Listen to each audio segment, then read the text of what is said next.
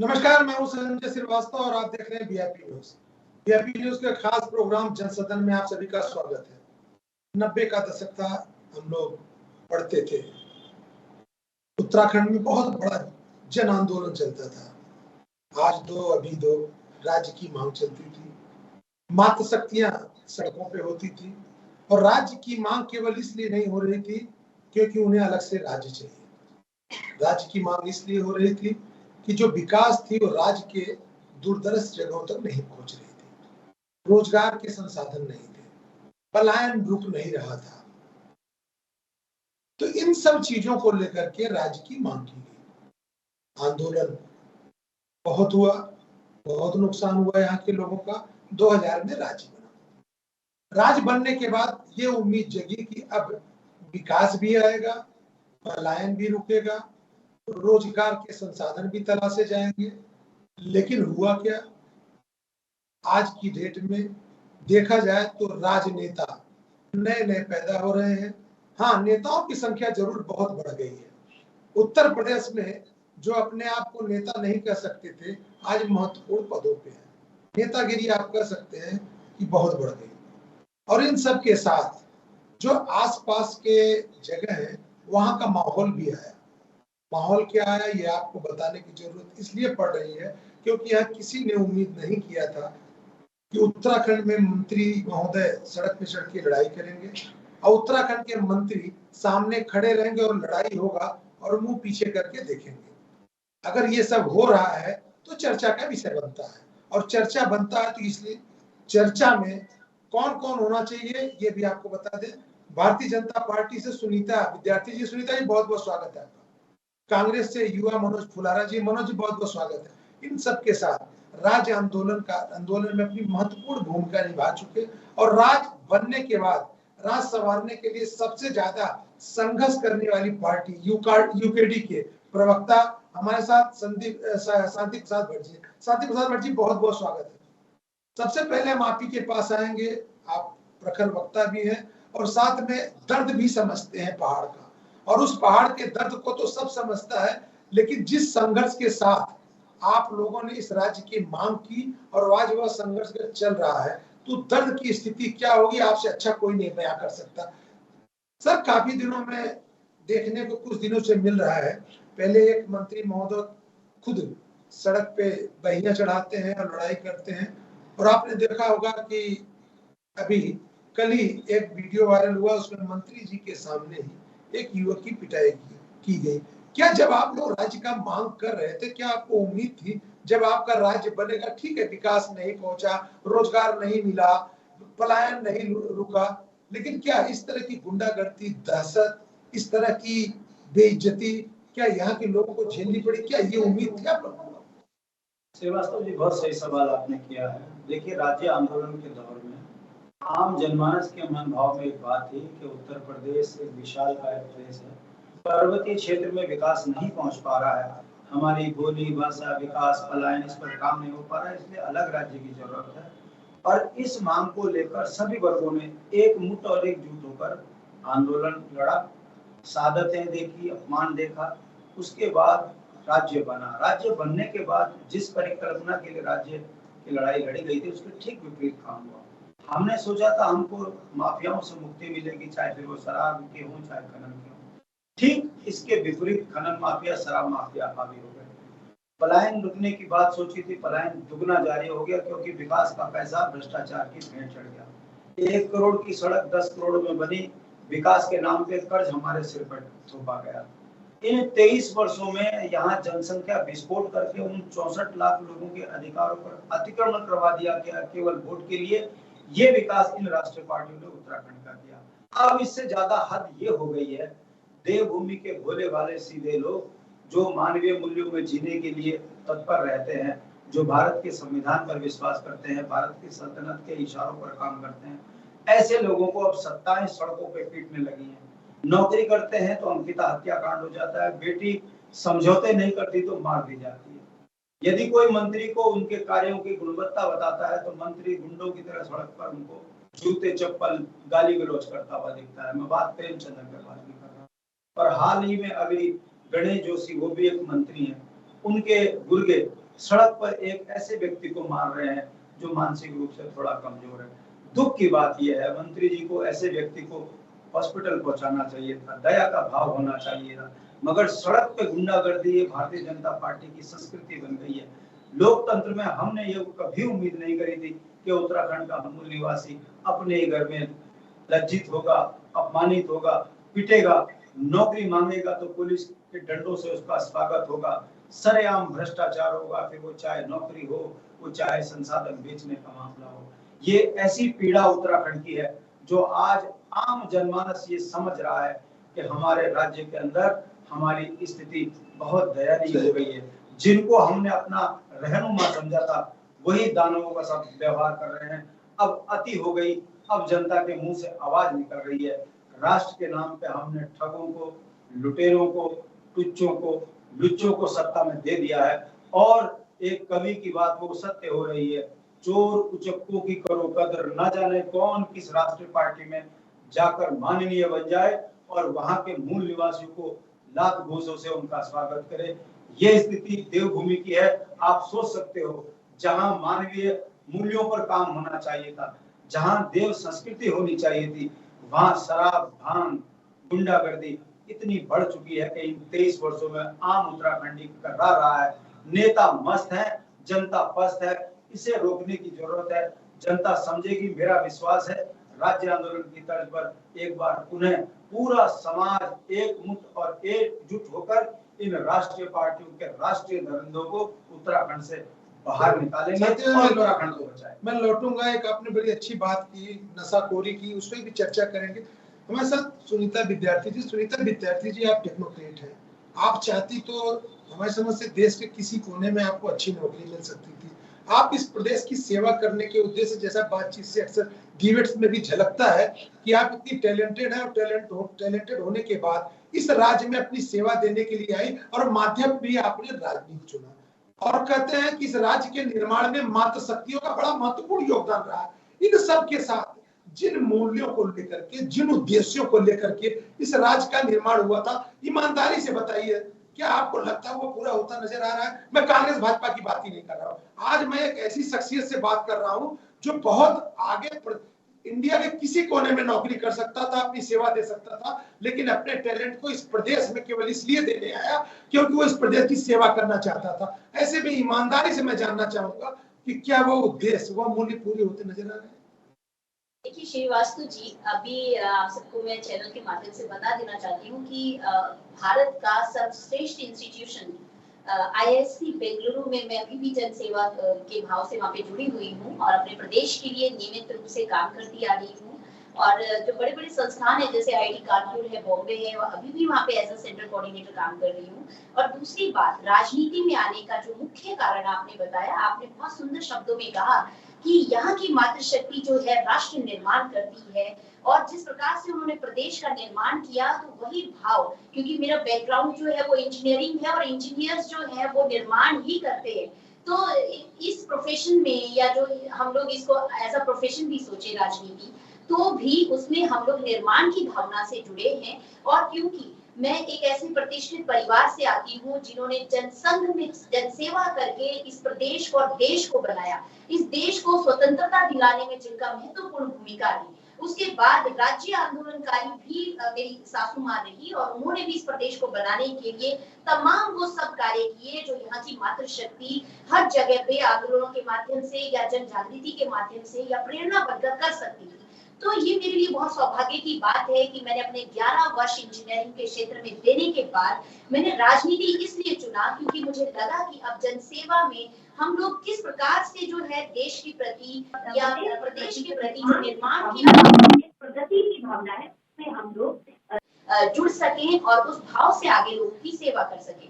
जहाँ पे उसूलों की बात आती है, या जैसे शांति प्रसाद भट्ट जी ने, क्योंकि वो भी बहुत बड़े राज्य आंदोलनकारी रहे हैं और उन्होंने, क्योंकि मेरे भाई बहन यहाँ पे जब हम लोगों ने वो दृश्य हम लोग देखते हैं और सुनते हैं तो हमारी रूह कांप जाती है। जब एक प्रदेश को लेने के लिए इन्होंने वहाँ पे खून की नदियां बहाई गई, बहनों की इज्जत तक का वो लूटी गई और ऐसे कांड वहाँ पे हुए कि आज हमें वो सब जब हम याद करते हैं तो हमारा दिल रोता है और हम ये चाहते हैं कि प्रदेश जिस भावना से बना था उसके लिए भारतीय जनता पार्टी काम करे और उसको आगे आने जो भी चीजें उसके आड़े आ रही है उस पर हम मजबूती से खड़े हो। तो हमारा जो भाव है भारतीय जनता पार्टी का, देखिए हर जगह पे सभी सारे जो 100 में से 100 लोग सही नहीं हो सकते हैं, कहीं ना कहीं गलतियां होती हैं, कहीं ना कहीं चूक होती है और ऐसा ये ह्यूमन प्रवृत्ति है, सब जगह ऐसी चीजें मिलती हैं देखने को। लेकिन जहां तक सारे दल हैं, यूकेडी ने भी बहुत अच्छी भूमिका निभाई और बहुत अच्छे से उन्होंने पूरे प्रदेश को बनाने के लिए, यहाँ के क्षेत्रीय मुद्दे उठाने के लिए उन्होंने भरसक हमेशा ही प्रयास किए और बहुत सफल भी ये लोग रहे हैं। ये असफल लोग नहीं है, क्योंकि इन्होंने हमेशा वो जो पहाड़ी एक भाव होता था, जो पहाड़ के लिए हम लोग रोते थे, लखनऊ जा जाके हमारे लोग 5-5 दिन बाद एक छोटे से काम को करने जाते थे और वापस आते थे, तो उनकी पीड़ा है जो है वो अपनी जगह सही है, लेकिन एक राइट अप्रोच का होना बहुत ज्यादा जरूरी है और वहां वो कहीं ना कहीं चूके हैं और ऐसी राजनीतिक गलतियां होती हैं और इन्हीं से हम लोगों को एक्सपीरियंस भी होता है। जहां तक भारतीय जी लेकिन सुनीता जी, दरअसल यूकेडी क्या है, सत्ता के शीर्ष पे बैठ करके सत्ता का संचालन करना ही कहीं किसी प्रदेश या किसी देश के नवनिर्माण के लिए जरूरी नहीं है, विपक्ष में महत्वपूर्ण भूमिका भी जरूरी है और ऐसे में यूकेडी को नकारा नहीं जा सकता। जिस तरह से सत्ता के शीर्ष पे बैठे लोगों को ये नाप करते रहते। मैं मनोज जी के पास आऊंगा। मनोज, आप युवा हो, उम्मीद हो, घर परिवार के लिए ही नहीं, आप इस प्रदेश के लिए उम्मीद हो, और जिस तरह से मैं खुल के बात करूं तो आप रोजगार की अगर बात की जाए तो रोजगार में भी आज प्रदेश जीरो की तरफ है। कोई ऐसा रोजगार की अगर आयाम की बात की जाए, राज्य बनने के बाद नए संसाधन नहीं तलाशे गए। आप अगर पलायन रुकने की बात की जाए, कौन कहे वापस पलायन की जगह पलायन बदस्तूर जारी है। और ऐसे में अगर जिस मुद्दे को लेकर के आज हम बहस कर रहे हैं, इन सब के साथ अगर मानवता अपनी जगह पे नहीं दिखती, एक सत्ता पे बैठा उच्च पद पे बैठे हुए लोग अगर आम जन से इस तरह का बिहेव करते हैं, तो क्या ये देखा जाए या माना जाए कि सही में हम लोग चले गए हैं? देखिए सर, सबसे पहले आपने काफी अच्छे सवाल पूछे, मैं एक-एक करके जवाब देना चाहूंगा। देखिए सर, जब एक राज्य बनता है और जब मंत्री लोग अपने प्लेज लेते हैं, तो उसमें सबसे पहली जो प्राइमरी प्रायोरिटी रहती है वो यही रहती है कि लॉ एंड ऑर्डर के अंतर्गत रह के सारे काम किए जाएंगे। हम मानते हैं कि जिस युवक की हम लोग बात कर रहे हैं और जो कैबिनेट मिनिस्टर गणेश जोशी जी की बात कर रहे हैं, हम मानते हैं कि इस युवक ने कुछ गलती की होगी, कुछ कानून का दायरा पार करके काम किया होगा। लेकिन आप मुझे बताइए, किसी मंत्री के सामने खड़े होकर उस युवक को पीटा जाना और मंत्री का बिल्कुल आनंद पूर्वक उसको देखना, क्या ये सही काम है? मुझे लगता है कि देखिए सर, लॉ एंड ऑर्डर का मतलब ये होता है कि पुलिस को बुलाया जाता, पुलिस उसे पकड़ते, देन उसे ले जाते, देन कार्रवाई करते हैं। और कार्रवाई भी किस पे की गई? जिसे पीटा गया। मैं मैम से ये पूछना चाहता हूं कि जो लोग पीट फेंकते हैं उन पे क्या कार्रवाई की गई? ऐसा ही कुछ केस अभी हमने अंसर ग्रीन वैली में भी हम लोगों को देखने को मिला, जब भारद्वाज जी के पास काफी सारे पार्षद किसके थे? हम सबके सामने है, बीजेपी के पार्षद थे। उससे पहले भी घोटालों में भी भाजपा का नाम आया। जब वो जाते हैं तो उन पे 307 लगा दिया जाता है, जिसका मतलब सेक्शन 307, जिसका मतलब होता है अटेम्प्ट टू मर्डर।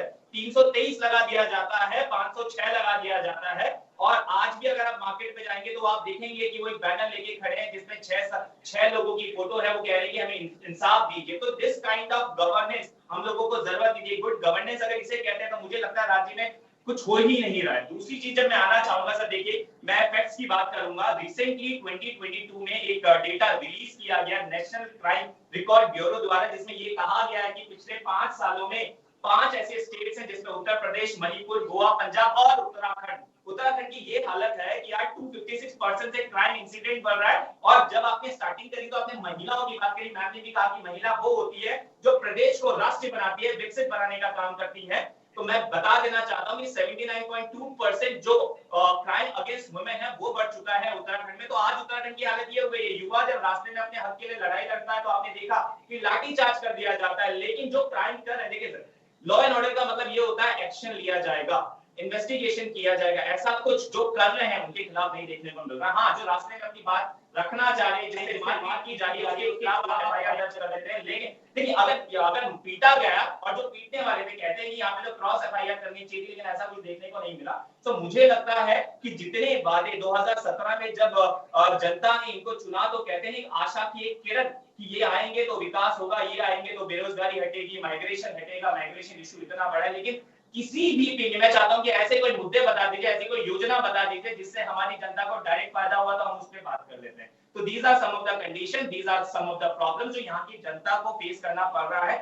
जितने वादे किए गए थे मुझे लगता है उनमें से 1/4 भी अगर ये पूरा कर लेते तो शायद कुछ भला हो पाता। 10 साल तो आप भी सत्ता पे रहे सर, बिल्कुल आपने सब चीजों का जवाब अगर वापस शीशे के सामने खड़े होकर के मैं कहूँ कि आप खुद मांगो कि 10 साल में सत्ता में रह करके हमने इन सब चीजों का रास्ता नहीं तलाशा, तब क्या जवाब मिलेगा? सर, आपको मैं सबसे पहले एग्जांपल लेना चाहूंगा एनडी तिवारी जी का। आप मुझे बता दीजिए उनके जैसा चीफ मिनिस्टर अभी तक आपने देखा?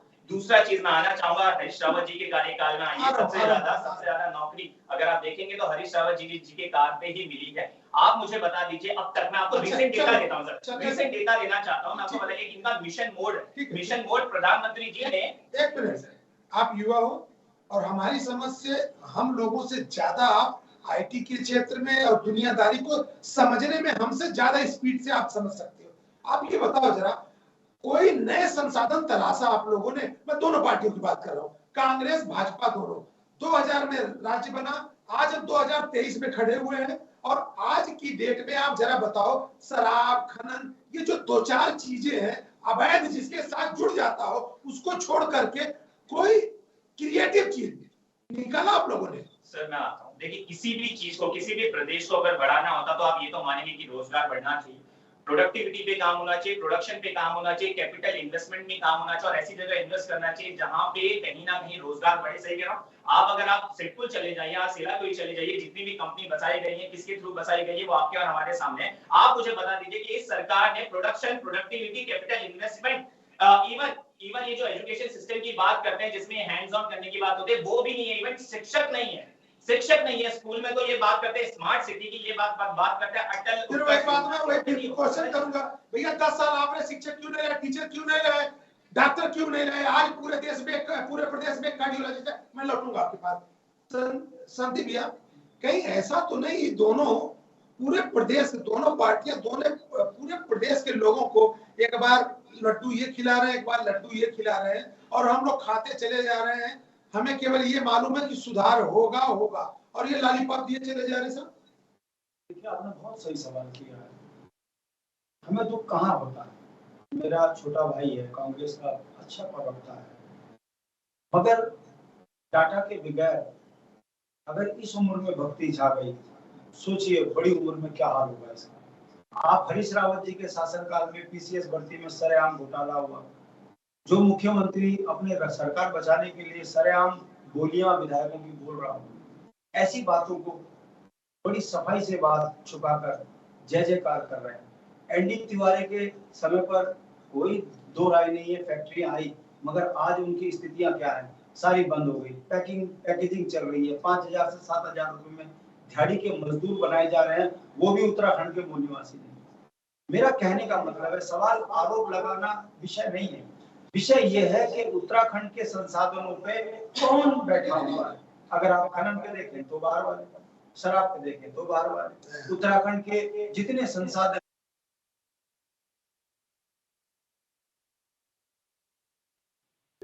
इस पर सवाल करने की जरूरत भाजपा कांग्रेस। हम ये कहते हैं कि इससे कानून होता तो आज हमारी जमीनें बचती। अगर उत्तराखंड के अंदर अपना कानून होता तो हमारे खनन का काम हमारा करता आदमी, सड़क बना रहे वो दिल्ली वाले, खनन का काम कर रहे वो दिल्ली वाले, और हमारा आदमी दिहाड़ी का मजदूर बना हुआ है। सवाल किसी पार्टी के विरोध करने का नहीं है, सवाल ये है। अब आप ये बताइए, प्रेमचंद्र अग्रवाल जी ने विधानसभा में भर्ती करी तो गोविंद सिंह कुंजवाल भी उसी में अपराधी है। त्रिवेंद्र सरकार पर भ्रष्टाचार के आरोप लगे रहे तो हरीश रावत की सरकार पर भी भ्रष्टाचार के आरोप लगे। पटवारी भर्ती घोटाला कांग्रेस के टाइम पर होता है तो भाजपा उससे बड़ी माशाअल्लाह है। 2002 से 2007 के बीच में भाजपा चिल्ला कर 56 घोटालों की बात करती थी। जब 2007 से 12 इनकी सरकार आई, 350 घोटालों में इनका भी नाम आ गया। ये बात मैं आपके सामने इसलिए कह रहा हूँ कि जो किसी भी राज्य के विकास के आंकड़े होते हैं, मैं बताता हूँ आईटी पार्क है, बता दीजिए कौन सी ऐसी बड़ी फैक्ट्री है, बताओ कौन सी आईटी कंपनी ऐसी है जहां 2-4 हजार आदमी नौकरी कर रहे हैं। हमारा ये कहना है कि उदाहरण मैं आपको देता हूँ श्रीवास्तव जी, दुबई में कुछ नहीं है, सिंगापुर में कुछ नहीं है, मगर इतने बड़े बड़े कॉर्पोरेट हब बना दिए कि दुनिया का सबसे बड़ा बाजार बन गया व्यापार का। हम दुनिया के सबसे ज्यादा संसाधनों से जुड़े हुए लोग हैं। हमारे यहाँ जड़ी बूटी है, पर्यावरण है, जंगल है, पानी है। हम सबसे ज्यादा आर्थिक रूप से कमजोर हैं। विकास के नाम पर 80,000 करोड़ का कर्जा हमारे पे ठोक दिया। विकास के नाम पर 1 करोड़ जनसंख्या हमारे यहाँ बढ़ा दी। विकास के नाम पर नाले खालों में तुमने बाहर वाले बसा दिए। विकास के नाम पर उत्तराखंड में घोटालों की बाढ़ आ गई। तो ये राज्य इसलिए बनाया गया था। हमारा ये कहना है कि कार्य प्रणाली दोनों पार्टियों की एक सी है, जिसका परिणाम यह है कि इससे अब 2 कदम आगे हो गए। राज्य लूटना था, लूट लिया। कर्ज में डुबाना था, डुबा दिया। अब पहाड़ियों को सरेआम सड़कों पर पीटा जा रहा है। पीट भी कौन रहा है? मंत्री, सरकार। अगर ये राजनीति है तो इस पर कहीं ना कहीं रोक लगाने की जरूरत है, और रोक लगेगी। मैं बता रहा हूं कि नफरतों से लंबे समय तक सत्ताएं नहीं चलाई जा सकती। सत्ता चलाने का मूल मंत्र है भारत का संविधान और मानवीय मूल्यों पे काम। आम आदमी के घर में रोजी रोटी हो तो व्यक्ति स्वतः ही संपन्नता से समाज में एक मत रहता है। मगर आप स्कूल बंद कर दोगे, रोजगार खत्म कर दोगे तो घर में झगड़े हो जाते हैं। ये तो देश का सवाल है, राज्य का सवाल है। हमारी चिंता ये है कि जिन शहीदों ने हमारे सुनहरे भविष्य के लिए अपने प्राणों का बलिदान दिया, उन शहीदों के सपनों का उत्तराखंड नहीं बन रहा है। गुंडे मवालियों से सत्ताएं काम कर रही हैं, इससे काम नहीं चलता। आप 10 करोड़ में चुनाव जीत लेंगे, जवाब काम नहीं करोगे तो एक दिन ये सीमांत क्षेत्र है, यहाँ पे अराजकता की भाषा ना हो जाए। ये चिंता हमारे को सताती है, और सत्ताओं का चरित्र जो है बहुत गंदा। सुनीता जी, विषय तो कह रही हैं, जवाब आप दे भी सकते हो, और आपने जैसा हमारी बातचीत से होती भी रहती है, आप कई उन प्रदेशों को भी देखे हो जहाँ पे रोजगार प्रदेश बनने के बाद बहुतायत में है। हमारे प्रदेश में सब कुछ है, पर्यटन है। आप देखो, पर्यटन होने के बाद भी, तीर्थाटन होने के बाद भी आज हम कह देते हैं कि हमारे यहाँ इतनी भीड़ हो गई है, 3 दिन हम रजिस्ट्रेशन बंद कर दे रहे हैं। ये सिस्टम क्यों नहीं बन पा रहा है? इस सिस्टम की अगर बात की जाए कि 4 धाम यात्रा चल रही है, हमारे यहाँ मैसेज आता है कि 3 दिन अब रजिस्ट्रेशन बंद होगा। अगर वह सिस्टम प्रॉपर फॉलो किया जाए तो ये कहने की जरूरत है। पूरे देश में थू होती है कि भैया इतना बड़ा प्रदेश, 23 वर्ष हो गए, लेकिन एक सिस्टम नहीं डेवलप हो पा रहा है। 4 धाम यात्रा पूरे विश्व में एक पहचान रखती है, हम 4 धाम यात्रा को सुचारू रूप से नहीं चला पाते, तो हम कहां से? रोजगार तो इसी प्रदेश से ही तलाशना पड़ेगा। जड़ी बूटी कहा जाता है उत्तराखंड में सबसे ज्यादा होती है, लेकिन एक जड़ी बूटी पूछ लीजिए कि उत्तराखंड किसी को देता हो। सुनीता जी, देखिए, सबसे पहले मैं यहाँ पे जो गणेश जोशी जी की हमारे काबीना मंत्री हैं, उनके आप यहाँ पे बार-बार जिक्र कर रहे हैं, और आज डिबेट ही उसी टॉपिक से शुरू हुआ। तो मैं यहाँ बता देना चाहती हूँ कि वहाँ पे आपने उस वायरल वीडियो में ये भी देखा होगा कि गणेश जोशी जी उस व्यक्ति को छुड़वा रहे हैं जिसको वहाँ के स्थानीय लोग पीट रहे थे। अब वो व्यक्ति जो है, जो हम लोगों को सूत्रों से पता चला कि बहुत जगह पे वो लोगों का सामान उठा रहा था, और मानसिक रूप से बाद में पता चला कि वो विक्षिप्त है। तो माननीय गणेश जोशी जी ने ही उनको छुड़वाया। ये तो चलो एक पहलू हो गया। दूसरी बात, मैं आपको यहाँ पे आपके माध्यम से बता देना चाहती हूँ, ये मेरे वीडियो पता नहीं आएगा या नहीं। यहाँ पे 15 लोग हैं, दूर बिहार की ये घटना है। 15 लोग हैं, रात को 11:30 बजे एक युवती के घर पे हमला कर रहे हैं, और जांच करनी होगी आपको, तो अभी भी मुझे लगता है FIR नहीं हुई होगी, क्योंकि वो भाजपा का परिवार है और जो हमला करने वाले हैं वो कांग्रेसी हैं। यहाँ पे बात ये नहीं है कि कहाँ पे किन के पार्षदों ने हमला किया या किसने क्या चीज यहाँ पे बुलाने की कोशिश की। यहाँ पे अकेली महिला पे, जिसको अपने बच्चे को हॉस्पिटल ले जाना है, वो अपने घर के आगे से गाड़ी हटवा रही है कि भाई हमको निकलना है, आप गाड़ी आगे से हटा दीजिए। चौथा घर है उस लेडी का, और वहां तक उनकी गाड़ियां लगी हैं, और वहां पे जब वो हटवाती है तो 15 लोग रात को हमला करने आते हैं। अभी तक पुलिस चौकी में उसकी कंप्लेंट जो है, FIR नहीं हुई है, क्योंकि परिवार जो एक प्रतिष्ठित परिवार है, वो राज्य आंदोलनकारी का परिवार है और भाजपा से संबंधित है। तो यहाँ पे भुनाना अगर हो ना चीजों को, तो बहुत अच्छे तरीके से लोग भुना सकते हैं, लेकिन जो पीड़ित होता है, जो व्यक्ति जो निर्दोष है, उसको हर जगह कुचला जा रहा है। यहाँ पे ये जो बात आपने की कि उनको प्रेमचंद्र अग्रवाल जी की इन्होंने बात करी, वो एक्शन और रिएक्शन क्या था वो भी आपके सामने थी चीजें। ऐसे पहले से कोई बहुत सारे वाकयात नहीं आए हैं कि यहाँ पे सब लोग पीट रहे हैं। लॉ एंड ऑर्डर में जरूर यहाँ पे कमी हुई है, और इसका सीधा सीधा संबंध जो है यहाँ के लॉ एंड ऑर्डर जो चलाते हैं, जो देखते हैं, उनको मजबूती से आगे आना पड़ेगा और ये कंप्लेंट्स जो है ये हो रही है, इसमें आप कोई भाजपा का दल, कांग्रेस का देखते रहेंगे तो मानवता खत्म हो जाएगी। अच्छा आप इस चीज को देखिए। सुनीता जी, आपने केस का जिक्र किया, हमें जानकारी नहीं, हमारे समझ नहीं, इसलिए जानकारी नहीं क्योंकि टीआरपी नहीं मिलेगी, वो भाजपा का परिवार है, कांग्रेस के लोग हैं उसमें शामिल। अच्छा, तो 15 लोग एक ही सहारनपुर के लोग हैं, दूसरे राज्य के लोग आके रात को हमला कर रहे हैं, टीआरपी नहीं मिलेगी जिसलिए मीडिया चुप बैठ गई। लेकिन सुनीता जी ये बताइए, अगर मान लीजिए शासन प्रशासन अगर उसमें कार्यवाही नहीं कर रहा है तो क्या विपक्ष जिम्मेदार है? नहीं, विपक्ष जिम्मेदार नहीं, विपक्ष सीधा सीधा बोल रहा है हम हरियाणा से हैं, किसकी धौंस मार रहे हैं भाई। अरे भाई ठीक है, मैं मान गया, सब कुछ मैं मान गया, क्योंकि ऐसी भी घटना हो सब रही कुछ है। मैं मान गया। यहाँ पे जो देखिए जोशी जी का जो मैटर था, जोशी जी भी थे कि उस व्यक्ति को वो छुड़वा रहे हैं, स्थानीय लोगों ने एकदम से जैसे उनके ऊपर हमला हुआ, एकदम से उन लोगों ने पकड़ा और उसको जब उन्होंने वहाँ पे जो मारपीट हुई, जो वायरल हुई वीडियो में, उसमें ये भी दिखाया जा रहा है कि भाई जोशी जी उसको छुड़वा भी रहे हैं। तो ऐसा नहीं है, देखिए बुजुर्ग व्यक्ति हैं गणेश जोशी जी भी, इतना भी मानवता सब लोगों में होती है। बात है कि कांग्रेस किस प्रकार से किस मुद्दे को भुनाए जो उनके फायदे के हैं, किस पे राजनीति करे, कौन से चीजों में राजनीति जिससे उनको लाभ हो, यही कांग्रेस करती आई है और जनता ने उनको आईना दिखाया है हर जगह पे। दूसरी बात, आपने जो चार धाम की बात कही, आप देखिए कि लाखों श्रद्धालु आ रहे हैं और लाखों श्रद्धालु अपना शुद्ध पुण्य लाभ लेके दर्शन करके जा रहे हैं। हमने कहीं पे भी कितनी घटनाएं होती थी, आप देखिए 10 साल पहले की आप उठाइए जरा यात्राएं कि लोग जो है कितने जाते थे और कितने वापस आते थे। हमारे पास आंकड़े हैं, इसमें कोई दो राय नहीं। लेकिन भारतीय जनता पार्टी ने एक सिस्टम बनाया है, जो रजिस्ट्रेशन रोका जाता है वो भी उन्हीं श्रद्धालुओं की जान माल का कोई खतरा उनको होता है या वहां पे किसी प्रकार की जो मौसम की दिक्कत होती है, बर्फबारी होती है, उन चीजों की वजह से वो रोका जाता है। हम तो चाहते हैं हमारे लोगों की आर्थिकी सुधरे, क्योंकि वो बहुत बड़ा एक सीजनल एम्प्लॉयमेंट है वहाँ के। सुनीता जी, मेरा सरकार पे किसी भाजपा कांग्रेस पे आरोप नहीं है, मेरा उस सिस्टम से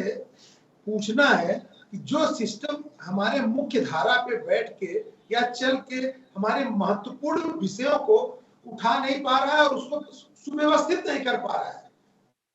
मुझे, मैं बार बार कर रहा हूँ, आप बताइए 23 वर्ष हो गए, कौन सा रोजगार का ऐसा संसाधन आया जिससे हम ये कह सके कि उत्तराखंड ये रोजगार देता, बगल का हिमाचल। मैं आपको आत्मनिर्भर भारत के और प्रदेश के आपको एग्जांपल देती हूँ। आज आप बताइए कि हमारे, आप कह रहे हैं कि माइग्रेशन हो रहा है, आप देखिए कि एक एक व्यक्ति आज अपने पहाड़ों का, वहाँ का सौंदर्यकरण है, चाहे वहाँ का प्राकृतिक जो भी वहाँ के चीजें हैं, और अपने लोकल फॉर वोकल के लिए काम कर रहे हैं और लगातार जो बच्चे हैं वो लाखों कमा रहे हैं और ये प्रमाण आपको देने की आवश्यकता नहीं क्योंकि आप खुद अवेयर हैं इन चीजों से।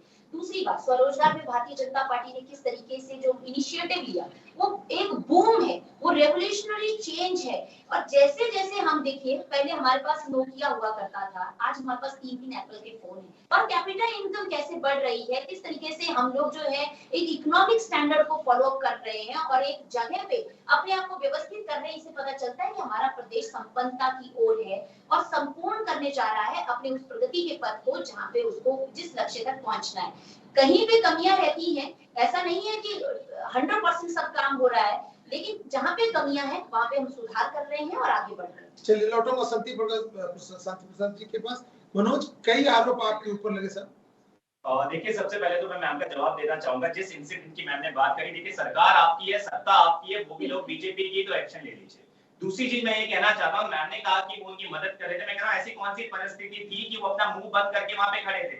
इसका जवाब आप पहले दे दीजिए। विधानसभा, गणेश जोशी, विधानसभा आपकी थी, सुनिए, विधानसभा आपकी थी, कार्यक्रम आपका था, कार्यकर्ता आधे से ज्यादा आपके थे, लेकिन आपके गणेश का सामने खड़े थे। लेकिन वीडियो आपने देखा तो वीडियो हमने भी देखा। नहीं मैम, सुनिए, सुनना नहीं सीखा, मैं बात कर रहा हूँ, आप बीच में आते हैं। नहीं, देखिए, सुनना सीखिए, आपके बीच में मैं नहीं बोला। सुन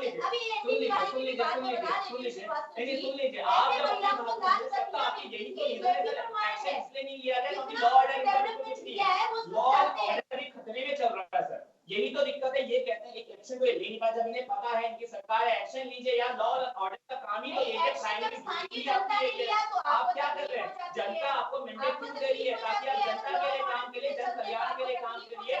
नहीं, आप उनके लिए तो काम नहीं। देखिए मैं यहाँ पे अभी तक क्या था सर, अभी जब एग्जाम घोटाला चलता था तो बीजेपी के कार्यकर्ता पार्षद ग्रीन वैली भी हमने देखा। अब बड़े बड़े नेता इनमें आ चुके हैं और बड़े बड़े नेता पे भी क्या कर रहे हैं। प्रेमचंद अग्रवाल पे हमने देखा कि क्या चीज कोई भी कार्रवाई हो पाई तो मुझे बता दीजिए, पहली चीज। आप दूसरी चीज मैम आती है सर, थोड़ा सा मानना चाहता हूँ। मैम कहती है माइग्रेशन अग्रवाल जी पे जो प्रोसेस बनता है उसके तहत उन पे एफआईआर हुई है। मैम आप मुझे बताइए, किसी आम इंसान पे हाथ उठाना ये कहाँ का लॉ एंड ऑर्डर है? किसी आम इंसान पे हाथ उठाना कहाँ का लॉ एंड ऑर्डर है? आप मुझे पहले ये बताइए। मैम हमेशा आंकड़े की बात करती है, मैं बताता हूँ श्रम जो रजिस्ट्रेशन नहीं तो रखिए ना, आप आंकड़े की बात कर रहे थे, रखिए आंकड़े दीजिए। आप आंकड़े दीजिए, कितने आपने बेरोजगार युवाओं को नौकरी दी है? मैं आपको दे रहा हूँ आंकड़े, सुनिए मेरी बात। Recently a news has been came जिसमें ये कहा गया over the past 9 years of the Modi government 22 crore people applied for the central government job and only 7.22 lakh people were selected. And this number raised the question on the announcement of Prime Minister Modi ji in June 2022 जिनमें उन्होंने कहा था 10 lakh job देंगे, 18 महीने में उसे पूरा नहीं कर पाए। मिशन मोड, ये मिशन लाके क्या होगा? मिशन मोड लाके क्या कर दिया आपने? आत्मनिर्भर नहीं, माइग्रेशन बाहर तो नहीं, आप यहाँ के युवाओं को बाहर भेजने की बात कर रहे हैं। सर देखिए मेरा बोलने का मौका था, मैम ने मुझे टोका, मैं बात रखना चाहता हूँ। मैं ये कहना चाहता हूँ, ये माइग्रेशन को रोक, मैं ये कहना चाहता हूँ आत्मनिर्भर की बात करें, माइग्रेशन की बात करें। आज इन्हीं की सरकार हालत ये हो गई है कि यहाँ के बच्चों को कहते हैं बाहर भेजेंगे। अरे यहाँ जॉब दीजिए, आपका माइग्रेशन, आपका पलायन आयोग ने साफ साफ कह दिया है। आप कहते हैं गाँवों ने काम किया, गाँवों में काम किया तो आपके पलायन आयोग की जो रिपोर्ट आई है उसमें साफ साफ ये कहा गया है कि पलायन फिर से बढ़ गया। तो आप पिछले 5 साल से कर क्या रहे हैं? पिछले 1 साल का रिपोर्ट उठा के लेके जितनी चकबंदी कौन लेके आया, चकबंदी कौन लेके आया, लोकायुक्त के लिए कौन गया था, 100 दिन में लोकायुक्त जाने वाले थे, क्या हुआ? मैं चिल्लाया, कब आया? 100 दिन में लोकायुक्त जाने वाले थे, लोकायुक्त के लिए नैनीताल रिपोर्ट से कौन गया था? नहीं, वही तो, यही तो दिक्कत है आपके साथ। सर मैं आपको एक छोटा सा रीजन देना चाहता हूँ। ये थोड़ा विकास कर रहे हैं सर, ये क्या विकास कर रहे हैं? मैं एक रीसेंट न्यूज़ दूंगा, अभी रिसेंटली मैं आपसे 4 भाग में प्लीज आते हैं तो ठीक है ना, आप आंकड़े तो दे नहीं पाए, आप आंकड़े तो दे नहीं पाए, लेकिन प्लीज आप ये आइडियलिटी मत कीजिए। ये कोई यूटोपिया देश नहीं है, इट्स नॉट अ यूटोपिया देश, यहाँ पे सारे राजा नहीं है। तो आंकड़े कीजिए का बात कीजिए, फैक्ट पे बात कर रहा हूँ मैं। आप आंकड़े दीजिए ना, आंकड़े आप दे नहीं पा रहे हैं, मैं दे देता हूँ। चलो आगे सुनिए सर, इनकी हालत ये हो गई है, विकास जो है ना वो विकास तो अवकाश पे चला गया इनका। सर रिसेंटली एक न्यूज़ आई है, आपने भी सुनी है, केदारनाथ धाम को किसी के परिचय की जरूरत नहीं है, लेकिन वहां पे एक ओम चिन्ह लाया जा रहा है, एक ओम चिन्ह, बड़ा सा एक ओम चिन्ह लाया जा रहा है जिसे स्थापित किया गया है। उसे बनाने वाले कौन है? चलिए लाइए, बहुत अच्छी बात है, बनाने वाले गुजरात के कार्यकर्ता हैं। हमारे लोगों के अंदर इतनी कैपेबिलिटी नहीं, ये विकास है। रोजगार देना विकास नहीं है, रोजगार देना विकास नहीं है सर। नहीं मनोज जी, कोई नेहरू जी ने क्या बोला था? श्रीवास्तव जी, नेहरू जी ने बोला था जब भी मैं टेंपल देखता हूँ मैं आग बबूला हो जाता हूँ। इनके नेहरू के संस्कार तो आगे भी ऐसे ही होंगे। सर मुझे आप बताइए, मैं आपसे एक सवाल पूछूंगा, पहली बार इलेक्शन हुआ, सनातनी विरोधी, महिला विरोधी, विकास विरोधी, ये दोनों क्या लड़ाई में उत्तराखंड के दिखता है? शांति भट्ट जी देखिए, इन दोनों की बातों से एक चीज तो साफ जनता में जा रही है कि झूठों ने झूठों से बोला सच बोलो, और जनता ने भी मान लिया कि सच बोला। दुख इस बात का है श्रीवास्तव जी, उत्तराखंड देवभूमि है, पर्यटन भूमि भी है। आप बता दीजिए पर्यटन के मामले में हालत ये है, अगर कोई पर्यटन के आंकड़े देखिए ना शासन साहब लीजिए, अगर कंपेयर कर लीजिए पुरानी सरकारों ने क्या किया था। अगर ये झूठी बात हो तो आप मेरे को ठोक देना। ये जो नेपाली फार्म है 10 किलोमीटर में आदमी तपोवन पहुंच जाता है ऋषिकेश में, अगर बीच से निकले तो। अब आप उस यात्री को जो परिवार के साथ अपने माँ बापों के साथ में केदारनाथ बद्रीनाथ जा रहा है, उसको नेपाली फार्म से पहले भानियावाला से फिर एयरपोर्ट से फिर सीधा उसको जो है नटराज चौक, ऐसे घुमाकर आप उसको यात्रा करवा रहे हो। सोचिए 75 किलोमीटर का चक्कर कटाकर अगर ये यात्रा कराने का तरीका है तो ये भाजपा को बताइए। इसके लिए अगर यात्रियों को घुमा कर परेशान करना है तो ये भाजपा को इसके लिए बधाई। मैं आरोप नहीं लगा रहा हूँ, अगर पता है कि गर्मियों में यहाँ पर यात्री भी आते हैं और तीर्थाटन भी होता है, और इसकी व्यवस्थाएं यदि सरकार नहीं कर पा रही तो विपक्ष के नेता होने के नाते हमारा तो कर्तव्य है सरकार को जगह। अंतिम देखिए तभी तो सुनीता जी से लेते हैं तभी तो विकल्प तो दिया आपकी बात आपने खुद बोला कि जब वहाँ पे पानी हमारा नदियों में जंगल हमारा नहीं। बहुत सही प्रश्न, बहुत सही विकल्प प्रश्न, निकाला है। बहुत सही प्रश्न। और ये प्रश्न मुझे भी लेना था। अंतिम प्रश्न सुनीता जी से यही ले लेते हैं कि भाई ये जो चीजें एक तरफ पर्यटन दूसरी तरफ तीर्थाटन दोनों पीक पे है, और ऐसे समय पे ये जो हम रोड डाइवर्ट कर करके 5 किलोमीटर दूरी को 25 किलोमीटर का लंबा सफर बना रहे हैं, उसको कैसे सुधार किया जाए? देखिए ये सारी टेम्परेरी व्यवस्थाएं हैं, वो भी ट्रैफिक को देखते हुए। थप्पड़ मारना टेम्परेरी व्यवस्था है प्रेमचंद अग्रवाल की। अगर श्यामपुर में अगर जाम वही लगाता जाम नहीं आप गलत बोल रहे हैं। जाम भाजपा की जो ट्रैफिक हमारा पर्यटन का है उसको डाइवर्ट किया हुआ है, और वो भी खाली हमारे जो चारधाम यात्रा के जो हमारे ट्रैवलर्स हैं, श्रद्धालु हैं, उनके लिए व्यवस्था बनाई गई है। टेम्परेरी है। देवप्रयाग में जाम, केदारनाथ में धन्यवाद, धन्यवाद सुनीता जी, धन्यवाद शांति प्रसाद भट्ट जी, और धन्यवाद मनोज जी। प्रश्न कई है, लेकिन सबसे महत्वपूर्ण प्रश्न ये है कि उत्तराखंड की जो कैपेसिटी है, उस कैपेसिटी से लोगों की एंट्री होनी चाहिए। ये बार बार मुद्दा उठता है, लेकिन उस पर कार्रवाई नहीं होती। और आज भी शासन प्रशासन को ये चाहिए कि आप उस चीज को ध्यान रखो कि जो वहां पे सुविधा दे सकते हैं, न देने पे वही स्थिति होगी जो प्रेमचंद अग्रवाल की हुई या गणेश जोशी की हुई। खुंदस में कह लीजिए, चाहे किसी बात की कह लीजिए, आदमी के साथ जब उस भीड़ में कोई खड़ा रहता है, प्रोटोकॉल के तहत एक तरफ मंत्री चल रहा है, आम जनता चल रही है, तो आम जनता को लगता है कि प्रोटोकॉल के तहत तो जल्दी निकल रहा है, तो कहीं न कहीं से खींच होती है, और उस खींच का परिणाम भी हो सकता है। लेकिन इन सबके साथ देवभूमि उत्तराखंड है, जिसके लिए ये राज्य बना, जिन उम्मीदों के साथ लोग यहाँ जी रहे, उन उम्मीदों को पूरा करने का बीड़ा कब उठाया जाएगा, कब अंतिम व्यक्ति तक विकास पहुंचेगा, कब पूरी तरह से पलायन पे विश्वास जमेगा कि पलायन रुक रहा है, नए संसाधन तलाशे जाएंगे।